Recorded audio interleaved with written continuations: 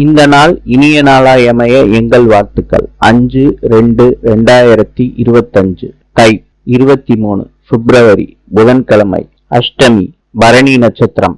இன்றைய நல்ல நேரம் காலை 11:30 12 மணி வரை, மாலை 4:30 5:30 வரை. கௌரி நல்ல நேரம் காலை 1:30 2:30 வரை, மாலை 6:30 7:30 வரை.